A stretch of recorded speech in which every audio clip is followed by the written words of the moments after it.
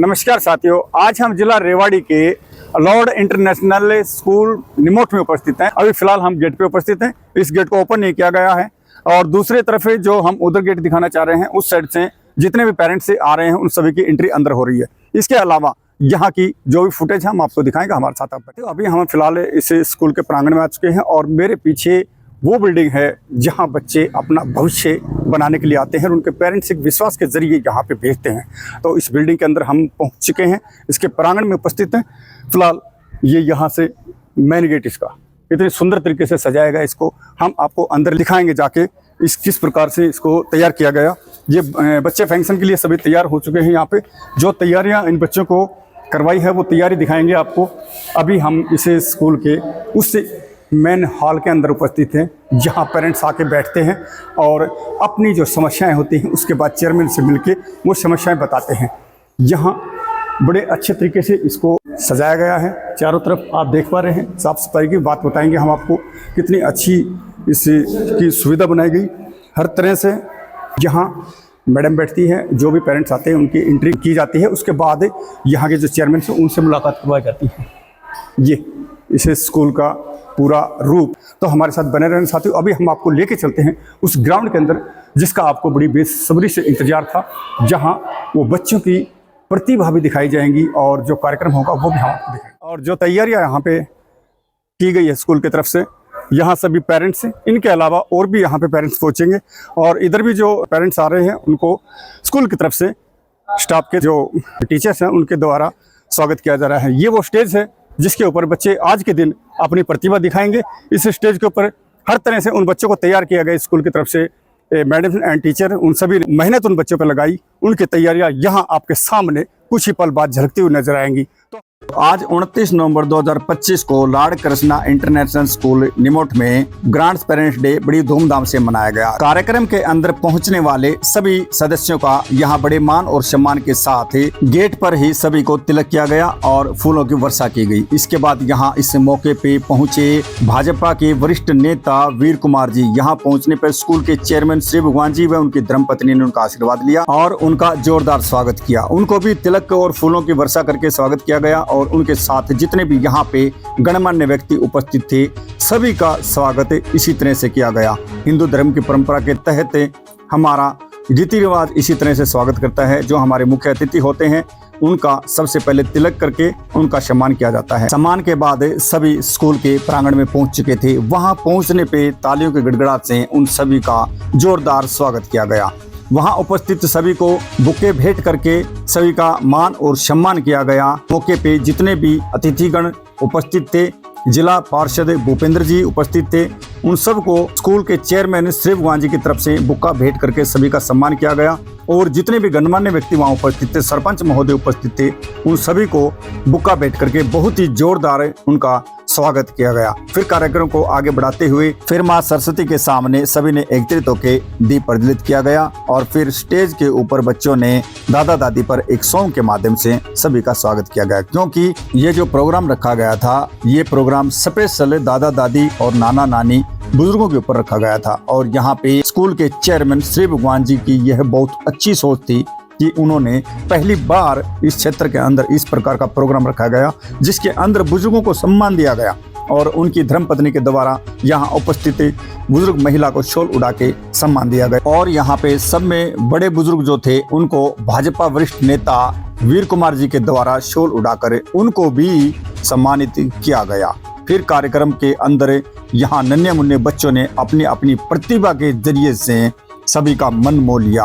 इतनी प्यारी प्यारी झलकियां दिखाई कि तालियों के गड़गड़ाहट से पूरे स्कूल का प्रांगण गूंज उठा। छोटे छोटे मासूम से बच्चों ने इतनी सुंदर सुंदर कविताएं और डांस के द्वारा सबको संबोधित भी किया और अपने नृत्य के माध्यम से आकर्षित भी किया। तो यहाँ के स्कूल के जो चेयरमैन महोदय हैं श्री भगवान जी, उनका क्या कहना है, आइए इस बारे में सुनते हैं।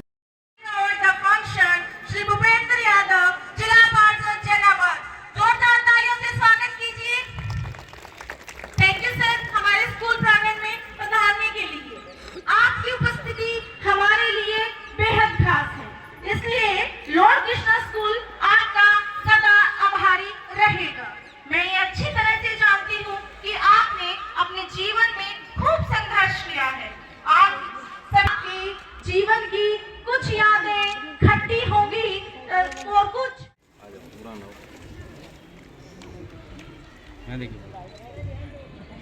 सर सामने देखिए।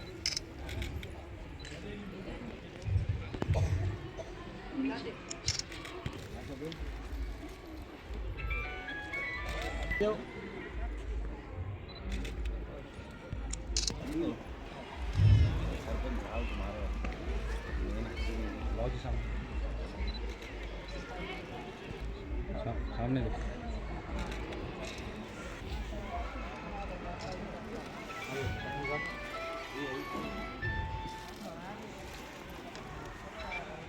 के सामने कोई प्रॉब्लम आए तो वो अपनी लड़ाई अपने आप लड़ते, अपने आप लड़ते।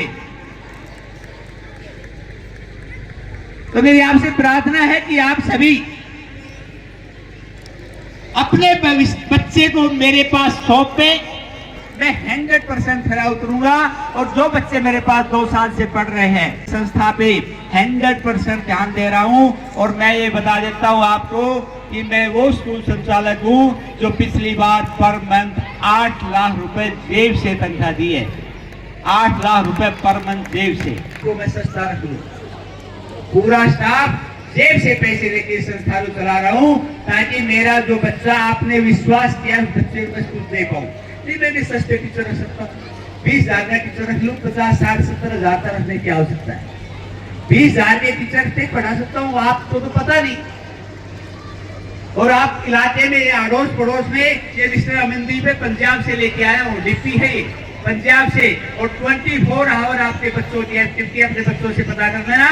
और मिस्टर आर्यन फिजिकली एक्टिविटी के लिए मैं दोनों को पंजाब से लेके आया हूँ, ये 24 आवर लगे रहते हैं। मिस्टर आर्यन विल्सन से मैं पूरा खर्चा उठा रहा हूँ। और आप सबकी रुचि का कार्यक्रम चल रहा था। आपको एक छोटी सी कहानी बताता हूं मैं। वो किसी गांव में कोई बेसुरा मेरा जैसा आ गया और वो कुछ सुना रहा था, तो गांव वालों को पसंद नहीं आया। वो जो सुना रहा था वो पसंद नहीं आया गांव वालों को। गांव वाले बड़े नाराज हुए। उसके बाद वो जो जिस कार्यक्रम कर रहा था उसको उन्होंने कुछ नहीं कहा, वो बेचारा चला गया। वो बोले तुम मेरे से नाराज और मेरे कुछ कह नहीं रहे हो। बोलो भाई हम ने तो वहां से जो तने लाए थे, तो भाई मैं बीच में आया हूं, मेरा कोई कसूर नहीं है। मैं तो चाहता नहीं था आपको बीच में आऊं और आपका इतना अच्छे कार्यक्रम को बीच में करूं, लेकिन श्री भगवान जी का आदेश था। मैं अपनी जिंदगी में, वैसे तो मैं आपको छोटी जानकारी दूं, मैं कुरुक्षेत्र यूनिवर्सिटी में पढ़ता था, एमए इकोनॉमिक्स फाइनल कर दी थी मैंने। यूनिवर्सिटी से एक्सपेल हुआ तो छोटा सा स्कूल चलाया मैंने। और अभी 15-20 दिन पहले जींद में उनकी गोल्डन जुबली थी स्कूल की, 50 साल पूरे हो गए थे, तो मेरे को बुलाया, सम्मानित किया। तो मैं एक क्षेत्र से जुड़ा हुआ हूँ। मैंने बहुत स्कूल देखे हैं, बहुत स्कूलों में मैं चीफ गेस्ट के तौर पर वैसे गया हूँ। पहली बार मैंने ऐसा कार्यक्रम देखा है। पेरेंट्स डे तो मैंने सुने थे, ग्रैंड पेरेंट्स डे आज मैं पहली बार देख रहा हूँ। बधाई देता हूँ, अभिनंदन करता हूँ, स्वागत करता हूँ। जो माँ बाप भी आज यहाँ बैठे हैं, बच्चे उनका सम्मान नहीं करते। श्री भगवान जी आपके दिमाग में बात आई कहाँ से? मैं तो बधाई देता हूँ आपको। आज के बच्चे माँ बाप की इज्जत नहीं करते, मैं झूठ तो नहीं बोल रहा हूँ, वो भी इग्नोर करते हैं। लेकिन आपने वास्तव में एक सही विषय चुना। ग्रैंड फादर, दादा दादी, नाना नानी। तो अब आपसे मेरी प्रार्थना है और मैं आपको बधाई देता हूं। आजकल सांग हो, रागनी हो, ऐसे वैसे प्रोग्राम हो, भीड़ लग जाती है।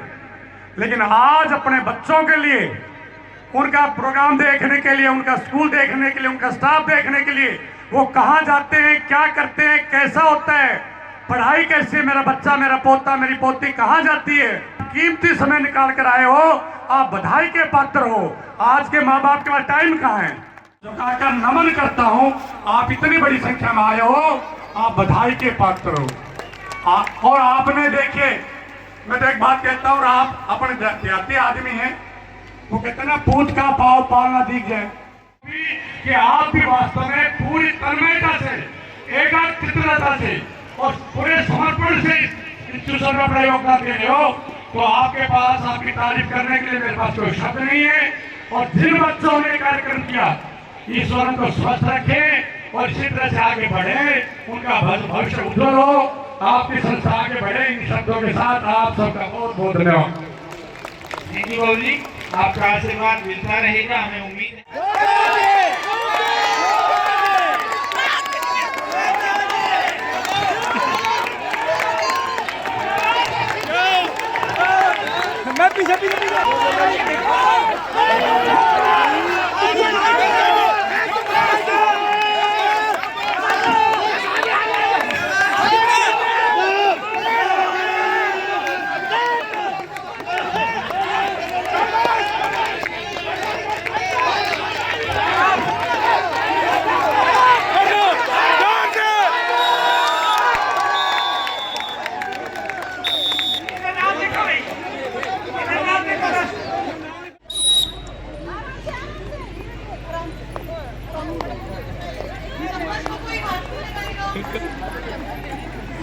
वापिस भी जाना है, वापिस भी जाना है।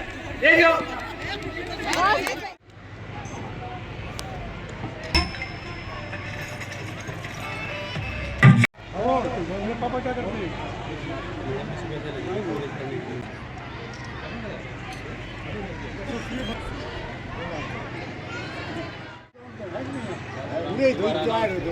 राजन चाचू वो आ रही है। आ जा मैडम और बेटा वो किथे है वो धर्मवीर किथे है तो जाने को ना भूल गया। हाँ बिल्कुल, बिल्कुल ठीक है। और कुछ हाँ मैडम आ जाओ मैडम, आगे भेजो। चल रहा भूख बैठा था।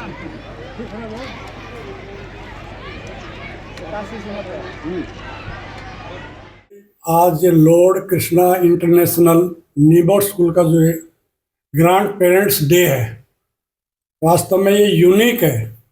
मैंने भी इतने फंक्शंस देखे हैं, कई जगह में चीफ गेस्ट गया, कई जगह में देखने गया, कई जगह इन्वाइटेड हुआ। पेरेंट्स डे तो मैंने देखे हैं, लेकिन ग्रैंड पेरेंट्स डे ये फर्स्ट टाइम मैंने देखा और मुझे बहुत अच्छा लगा, क्योंकि आजकल के युग में और दादा दादी को इतना सम्मान देना ये बहुत ज़रूरी है। और जो श्री भगवान जी ने आज जो कार्यक्रम किया और जो बच्चों ने जिस प्रकार से, जो कलाकारों ने जो प्रस्तुतियाँ दी, वो थीम अपने आप में बोल रहा था। जो बच्चे घर में बैठ नहीं सकते, खुद पर जो खाना नहीं खा सकते, चल नहीं सकते, वो बच्चे कलाकार के रूप में यानी रिप्रेजेंटेशन दे रहे थे, वो प्रस्तुतियाँ दे रहे थे। तो ये अपने आप में प्रशंसनीय है और मैं इसके लिए पूरे स्टाफ को और पूरे अपने मैनेजमेंट को, चेयरमैन साहब को सबको बधाई देता हूँ। बहुत सुंदर कार्यक्रम देखा जा रहा है। लॉर्ड कृष्णा स्कूल के अंदर आज बुजुर्गों ने भी अपना पूरा जौहर दिखाया है अपना।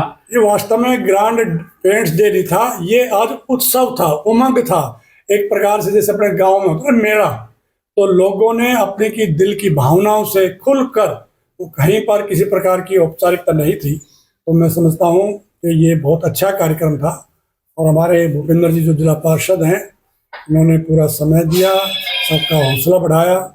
तो ऐसे कार्यक्रमों से देखिए, ये बाकी स्कूल क्या करते हैं, बाकी स्कूलों में कई तरह के कल्चर प्रोग्राम होते हैं, जो एनुअल फंक्शंस होते हैं, वो समाज में कोई बहुत अच्छे मैसेज नहीं देते। आज इन्होंने अपनी प्रस्तुति से मैसेज दिया है, सामाजिक, रचनात्मक।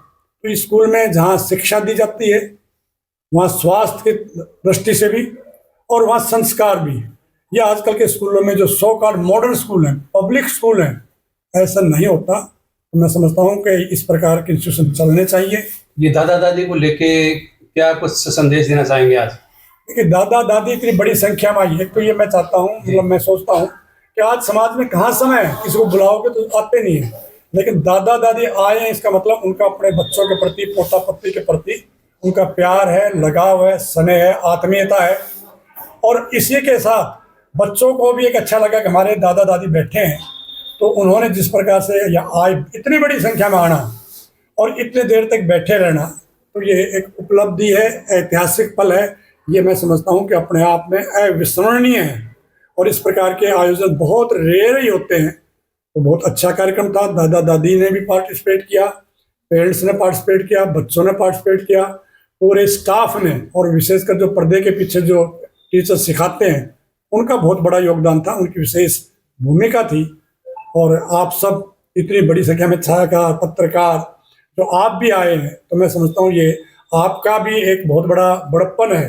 वरना आजकल चकाचौंध में तो पत्रकार प्रेस जाती है, ऐसे रचनात्मक सामाजिक कार्यों में प्रेस बहुत कम आती है। तो मैं तो आपको बधाई देता हूँ कि आप लोग आए, और आप, ये हमारा चौथा स्तंभ है, और इसके माध्यम से संदेश जाता है समाज में, कहाँ क्या हो रहा है, कौन स्कूल कैसा है, कहाँ बच्चों का भविष्य उज्जवल हो रहा है, कहाँ बच्चे कुछ सीख रहे हैं। तो प्रेस का भी मैं हृदय से आभारी हूँ, यानी छायाकार भी, और आपके जो पत्रकार हैं, आप लोग इतनी बड़ी संख्या में आए हो, तो ये भी आपकी एक वास्तव में बहुत बड़ी तपस्या है, त्याग है, समाज के प्रति आपका समर्पण है। आपको भी मैं हृदय से अभिनंदन करता हूँ, स्वागत करता हूँ। देखो जी, मैं 98 से स्कूल चला रहा हूँ, और मेरी ये इच्छा रही है कि जब मैंने स्कूल 98 में शुरू किया था कोसली में, तब से मेरी इच्छा है कि बच्चों को संस्कार दिए जाएं। संस्कार के बिना एजुकेशन देना कोई फायदा नहीं है। कोई, जैसे भाई पार्षद जी ने कहा था कि 90%, 80%, 100% ले जाता है, वो भी आतंकवादी बनता है। 50% वाला इस संस्कारवान, इस समाज का अच्छा व्यक्ति बन जाता है, लीडर बन जाता है, और अच्छा व्यापारी बन जाता है, अच्छा टीचर बन जाता है, जो समाज को कुछ देता है। आपने देखा होगा, बड़े एमटेक है, बीटेक हैं, इंजीनियर हैं, वो सारे आतंकवादी बने हुए हैं। तो शिक्षा का उद्देश्य मार्क्स नहीं दिलाना, शिक्षा का उद्देश्य ये है कि वो समाज तो, वो बच्चा जाके आने वाले समय में भारत देश को क्या देगा, समाज को क्या देगा, और समाज में आने वाली पीढ़ी को क्या मिलेगा। हमने वो बच्चे, वो संतान बनानी है कि भारत को का नाम ऊंचा करे। परसेंटेज पे आपने देखा होगा, कहीं भी कंपटीशन चले जाओ 60% पे फार्म भरे जाते हैं, और मेरी जहां तक एक्सपीरियंस है 60% वाला बच्चा कामयाब होता है, 90% वाला बच्चा कामयाब नहीं होता।